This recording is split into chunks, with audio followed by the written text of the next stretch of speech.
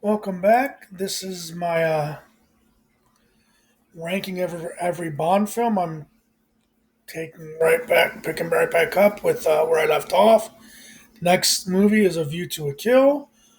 Um, this movie is the last film by Roger Moore. Most people don't like this one. To me, this is not a bad film. It's just kind of the other ones are all better. The other movies before this all had some major issues, mostly with writing. Well, because the writing here is not that bad. There's a few bad things. The main thing I don't like is Tanya Roberts here. You see on the bottom. The best thing about her is that she's not in the film for the first hour hardly at all. But then when she starts in the film, the second half of the movie, she eventually starts kind of screaming all the time. And it really kind of gets annoying and hurts the film because she screams so much. She also manages somehow to get caught from behind by a blimp. I don't know if you've ever heard a blimp go above, but they're loud even when they're way up in the sky. So the fact that you can get caught from one from behind is kind of funny and really bad. This movie does have one of the better villains, Christopher Walken playing Max Zorin. I will say that though not my favorite, Grace Jones does a good role as Mayday. You can see her picture here. And most people complain about the age of Roger Moore in this. I don't think the age was that big of a deal. I just think that China Roberts kind of hurts it a bit. Um, there might have been a little bit in the way of pacing. I don't think it's a terrible movie. It's entertaining. There are just some silly things. Like the beginning, they have a scene where he's kind of skiing down a mountain, kind of reminiscent of the scene he had in The Spy Who Loved Me. But that scene, they do a great job in. And one of the great things they do is with the music, just really makes that scene better. And in this one, the music's okay. It's working until they start playing the Beach Boys for like a minute. That kind of ruins the scene right there, in my opinion. And the opening scene, because they just do something goofy like that. Um, the plot's actually an interesting and different one. Max Zorn makes microchips, and his plan is to flood Silicon Valley so he can have basically a monopoly on microchips, make a lot of money. He's pretty ruthless, like a villain should be. Mayday's pretty ruthless as well. I think it's an interesting movie. It could be a little better. Like I said, the whole Beach Boy thing at the beginning and Tanya Roberts, those two things kind of bring it down quite a bit. If it would have been for the constant screaming and Tanya Roberts being, I don't want to say something, it's just kind of acting unintelligent through a lot of the movie. I think it would have been a better movie than what it was.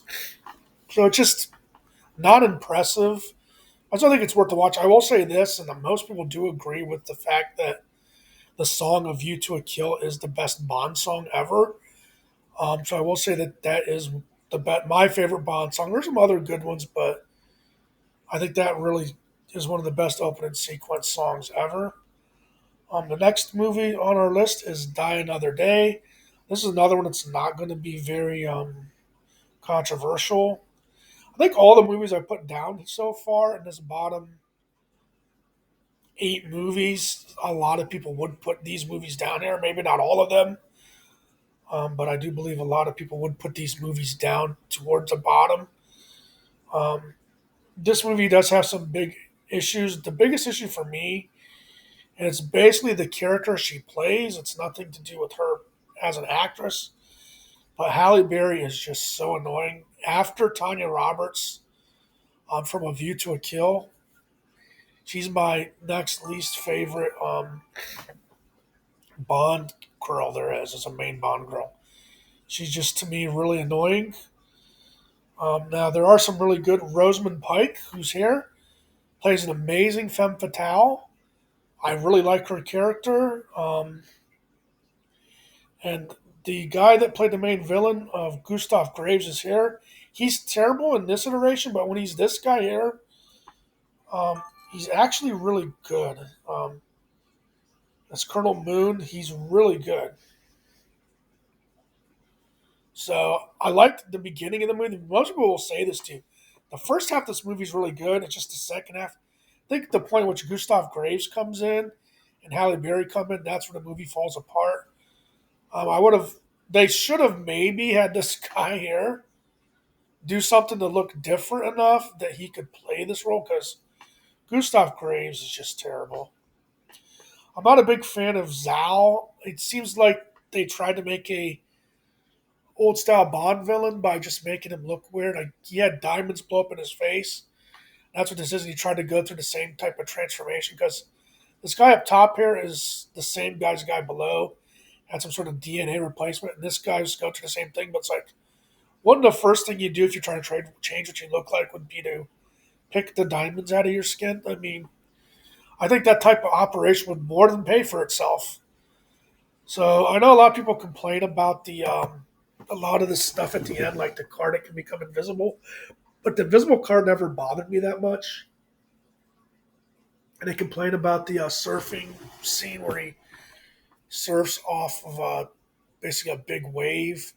And the CGI is a little bad in that, but that's the beginning of CGI, and I've seen far worse CGI than what's in that. I mean, I've seen some pretty bad CGI that's more modern than that. So I think people just go too much against that CGI. So I like certain elements of this movie. This is an entertaining and fun movie to watch. It's there are better movies. It's like a lot of these other ones. It's not that bad. There are better movies. It also kind of copies the Diamonds Are Forever subplot where um, Blofeld makes like a big satellite in space powered by diamonds that has a laser that can destroy things. That's what Gustav Graves is doing, except he's doing it instead of holding the world hostage. He wants to destroy the demilitarized zone in Korea and basically take over South Korea. And I think they mentioned Japan too. But to me, it's just kind of um, a bad a, um, a bad recycling of the plot, which is basically what they do here. They recycle the old plot from Diamonds Are Forever, basically the diamond studded satellite in the sky. Um, just going to move on to our next one after this. This is Moonrakers, our next movie in the list. This is a movie, once again, like I said, this is just the biggest thing for me here, the biggest thing that I don't like about this movie is when they start shooting the lasers in space. They look like it looks like they're trying to just like have laser blasters like out of Star Wars. I think that just goes a little high on the cheese account. Otherwise, it's a good movie. I'd really like the cast. You have um, Richard Kielbach as Jaws. He's my favorite henchman. Hugo Drax by Michael Lonsdale is I think one of the a good villain, good solid villain. I know he's a lot like Blofeld, but I think that if they'd had the rights to Blofeld, he would have been in this. I think they would have had Blofeld and The Spy Who Loved Me, which was the movie before this. They knew had him in this one. They could have did. They had the rights. They could have did Blofeld in those two movies and had Blofeld die here.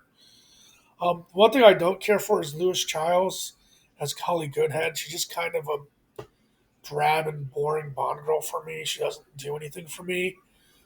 And it does get a little goofy and cheesy, but it's not a bad. Once again, if the thing with all the Roger Moore Bond movies, everything from Diamonds Are Forever to A View to a Kill, if you're in the right mindset when you watch those movies, they're all enjoyable. You just have to be ready for what you're going to see. You have to be ready for the laser fight in space. You have to be ready for Sheriff Pepper.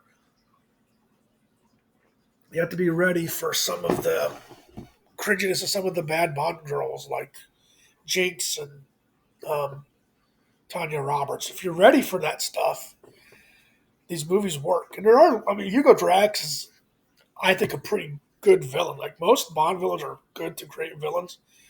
I think he is. I think a lot of people don't like him because they don't like the movie as much and they don't give him the credit.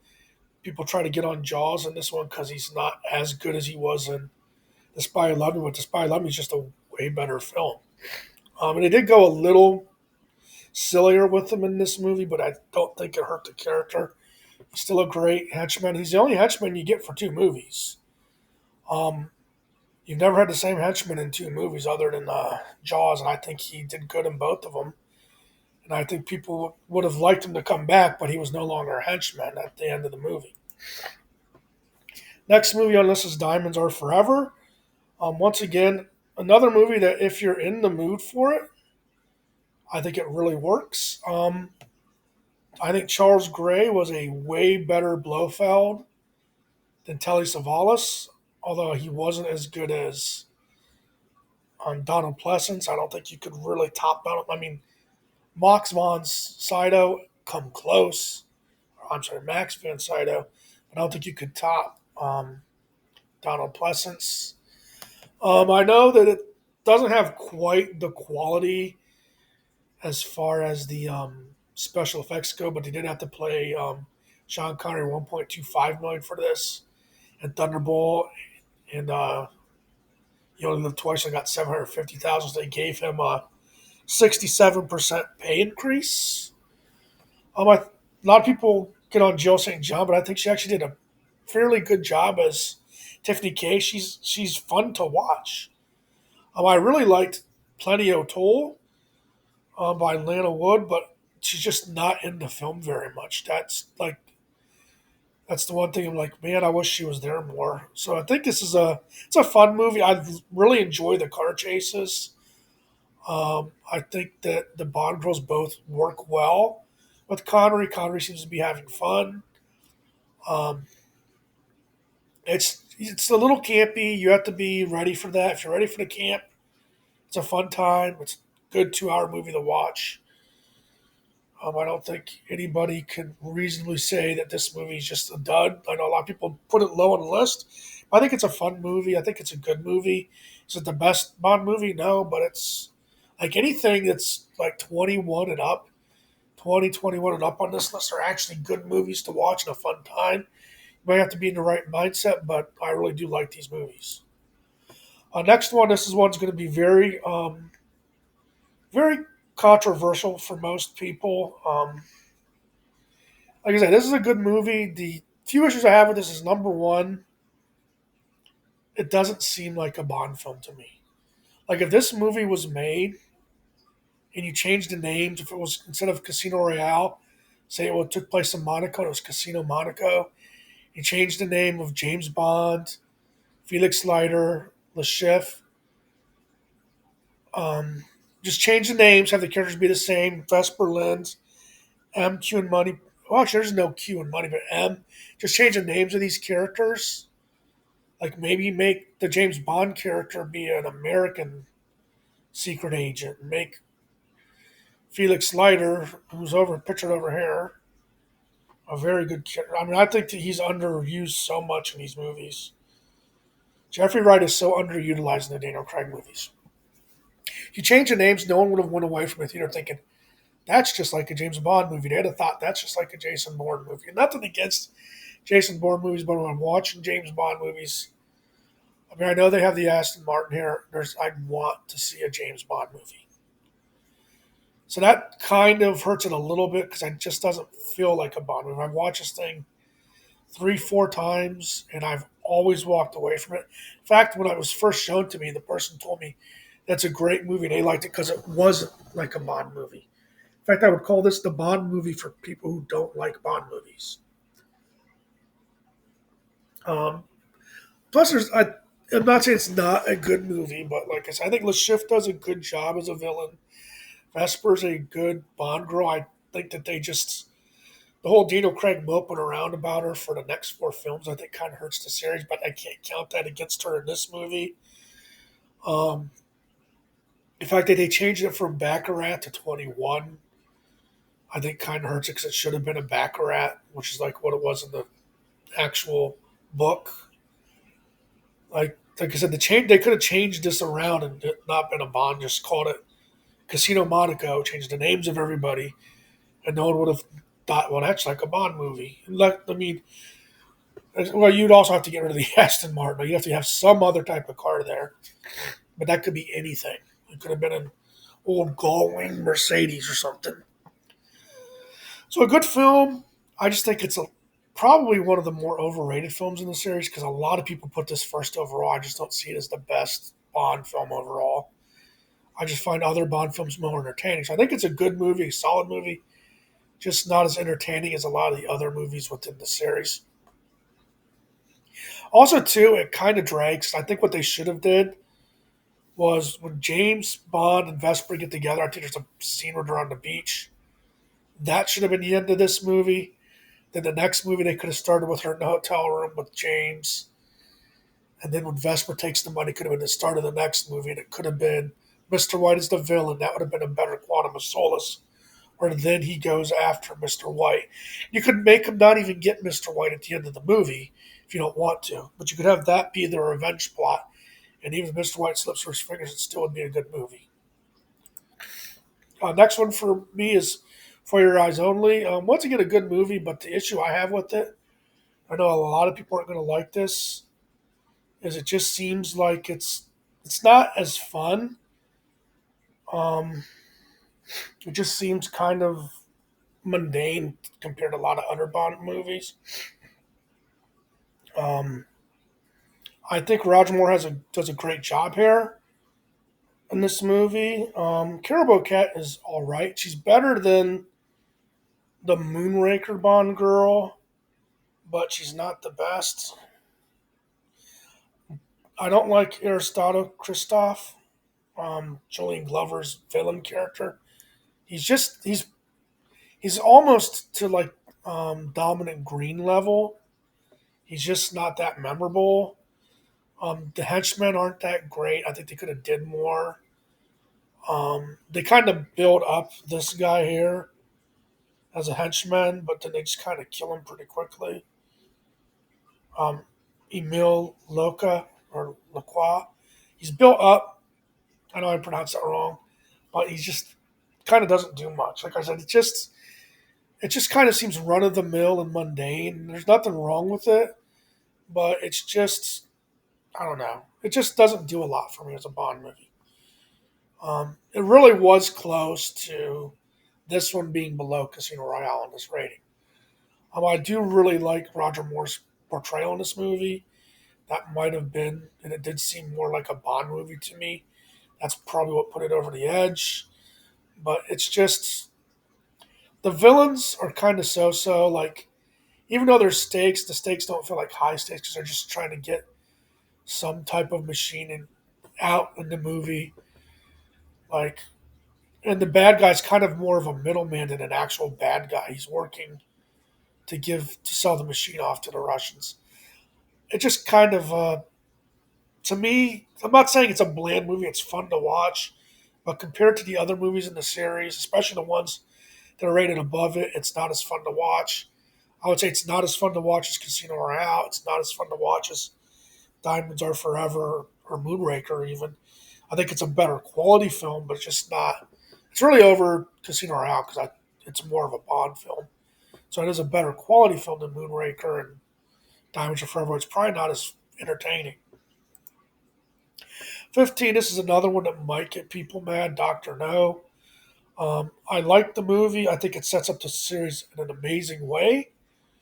But the issue with this movie for me is it just seems kind of vanilla. It's like the stuff is half there to what it should be. It doesn't seem like it's completely where it should be and everything. Like it gets most everything right. I think Connery's great in this movie.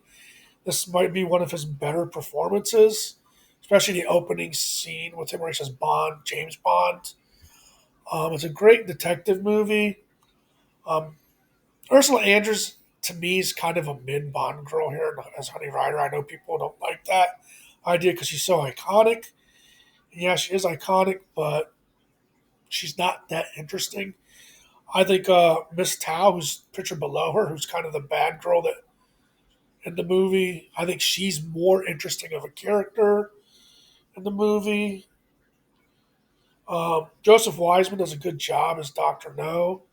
I think he should be pointed out, but he just isn't in the movie until very late. But they do a great job of building up Doctor No and what's going on in this island.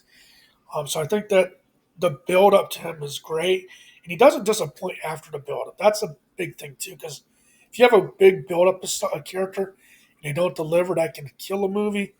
He had the build up. He doesn't um, fail to deliver. You just don't get to see much of him. That's one of the only things I would say about this movie. There's a lot of guys you don't get to see a lot of. Like Anthony Dawson's the main henchman, but you can tell he's kind of a reluctant henchman, but he kind of has the. It's like he's afraid of Doctor No, which I think is a great part of the build-up. You have this henchman he's a scientist that works for you, but you put him to work as a henchman, and he does it because he's afraid not to do it. People complain about the scene with the spider. First off, yeah, we all know that this is a tarantula, but people back in '62 didn't know what all species of spiders came from Central and South America or even other parts of the world. There are big spiders. I know there's a spider called a banana spider or a Brazilian banana spider that is poisonous and that can kill people. And in the book, it's a centipede. And someone pointed out that hey, they shouldn't do a centipede, but centipedes are no more dangerous to a person than a tarantula. And no one would want that on them. So I think the ick factor works there. So I actually kind of do like that they make it a tarantula hair because I really wouldn't want to use a spider that actually has poisons because if it does bite, there could be an issue. So I don't think that hurts it. I actually one thing I really like because I'm a car guy. I really like '57 Chevys. There's a convertible '57 Chevy in this film. I'm going to do a bit of a callback to it in No Time to Die because there's a '57 Chevy and both are black, but the one in No Time to Die is a sedan and this one's a convertible. But like I said, I do like this movie. I do find it enjoyable. I do think it did an amazing job setting the story up. I just think that there's 14 Bond movies that are better than this movie. I mean, I think they probably did as good as they could at this time because they kind of had to fill their way out. I mean, they set up a series that there's 25 movies in.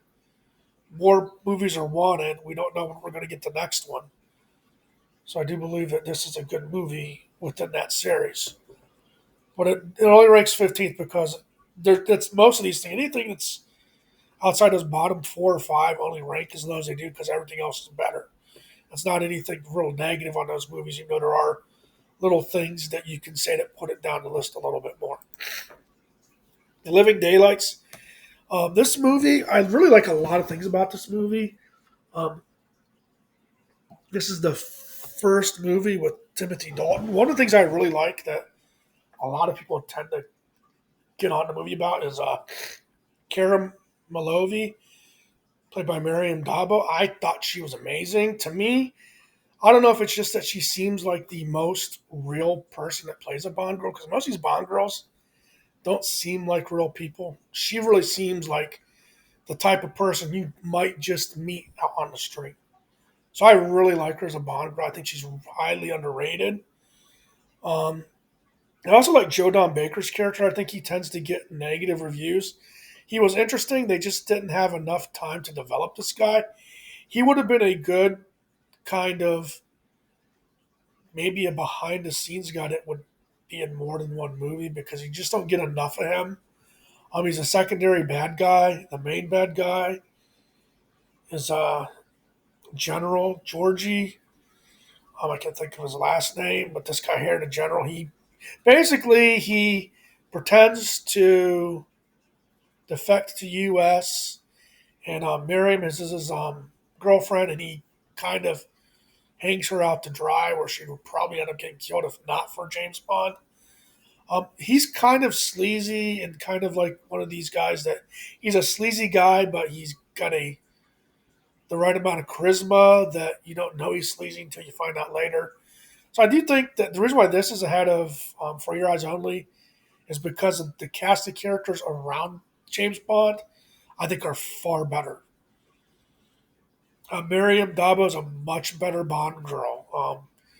The villains, you have a main villain and a secondary villain, are both much better. And a henchmen are all better than what you get. The three bad guys are far better than the three bad guys. I think the writing's a little bit better in this film. It actually feels like there's stakes in this film more than there is in the other one. because the bad guys trying to get away with it rather than just, somebody being a middleman. To me, and I know I'm going to get a little bit of heat on this, I think the weak link is Timothy Dalton. It does seem as though this film was made to star either Pierce Brosnan, who they wanted, which I think it would have been amazing in this movie, or it kind of fits more with a Roger Moore. He just doesn't land the quips and one-liners the way those guys can. I think he does a good job. I just think that he could do a. I think he doesn't quite fit with this version of Bond. He fit really well in a License to Kill. This one seems more of a. It just doesn't seem to have the charm or the comedic chops to pull this one off as much. That's what kind of holds us back. I do like the. I like I said, I really like the movie. I like a lot of the characters around him. I think that's one of the things they really did for Timothy Dalton. The cast and the movies around him for both movies were really great. I think he kind of, in a way, gets lucks out in that way because he's got a great cast of characters around him to support him. I think the writing in both movies was good. I just think that there are better there are better people to play this role than him. It's nothing against him. I just think the role wasn't written with him in mind. And it kind of shows at certain points. Number 13, I have Thunderball. This is a movie that some people might not like being here. There's certain things. The issue with me and Thunderball is that 25% of it I heard was the underwater scenes. They do tend to get a little long. They do tend to drag on a little bit. But if you're ready for the underwater scenes, you know they're going to take a lot of time. It doesn't hurt the movie that much. Also, we know as the audience what's happening, and James Bond spends a whole long part of the movie trying to figure it out. This one does have my two favorite Bond girls from the Connery era. Domino is my favorite good Bond girl. She's played by Claudine Auger. Most people flip over. She's a very pretty girl. But I also think that Fiona Volpe, I actually liked her better. I thought she was cuter, in my opinion. But they both play the roles perfectly. I think the plot was a great one where they take a pilot and they make another guy look like him so they can steal the plane that's got these two nuclear warheads on it. A lot of people do say Largo's the weak point in this movie, which is probably true, but the casting in this movie is amazing. It's hurt by the fact that it just kind of drags a little bit with the underwater scenes. If not for that, this would be a top 10 movie. Um, I like the portrayal, the small portrayal we see of Blofeld, even though it's actually done behind this. You can't see who he is, but you can see him doing things.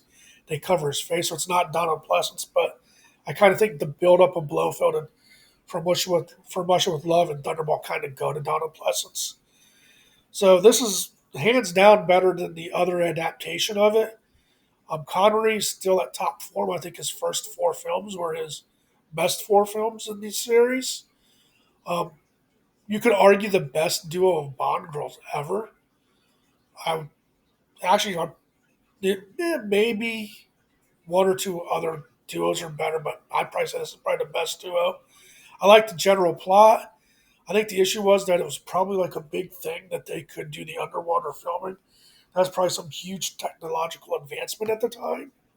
So they really leaned into it a little heavier than they should have. But other than that, I would say most everything in this film is done right. Um, but I still have to put it 13th because I just like 12 films better. This is going to be the last film in this video. Thanks for watching. Like, share, comment, subscribe, and have a great day.